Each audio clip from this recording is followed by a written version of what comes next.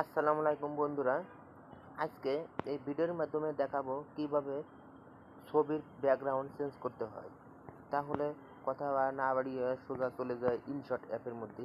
InShot app কোথায় পাবো? Play স্টোরে গিয়ে ইনশট লিখে সার্চ দেব। ইনশট লিখে সার্চ দিলে চলে আসবে। ওই সময় নেট নাই, নেট লাইন আনতেছি, একটুখানি অপেক্ষা করেন। ইনশট ইনশট লিখে সার্চ দিলেই চলে আসবে। এখনই দেখুন InShot video editor, wifi line আসছে, দেরি করতেছে, একটু ওয়েট করেন বন্ধুরা।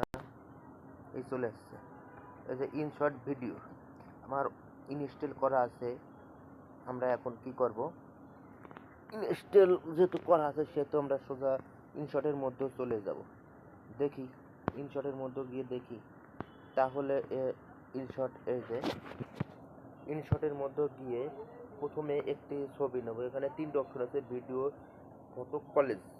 তো আমরা যেহেতু ছবি এডিট করতেছি, ছবির ব্যাকগ্রাউন্ড চেঞ্জ করতেছি, তাহলে ফটোর মধ্যে দেবো। এই যে কতগুলো ছবি পিক, এখান থেকে যে কোনো একটা পিক নিলাম। এই যে আমার এই পিকটি নিলাম। এই পিকটা অবশ্য আমার মামার।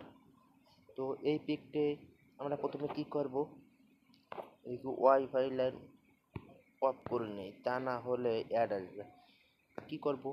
এখানে কতগুলো অপশন আছে, কাট আউটের মধ্যে গিয়ে আমরা এই পিকটে ব্যাকগ্রাউন্ড চেঞ্জ করব। চলে গেল, টিক চিহ্ন দিলাম। এবার এখানে ব্যাকগ্রাউন্ড নেব। এখানে ব্যাকগ্রাউন্ড নামে একটি অপশন আছে, এই ব্যাকগ্রাউন্ড ক্লিক করব। তারপর কি করব? এই যে এইখানে গিয়ে একটা ছবি নিলাম, যে ছবিটি বসাবো।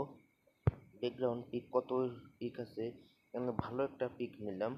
যেমন তেমন মসজিদের ছবি নেই,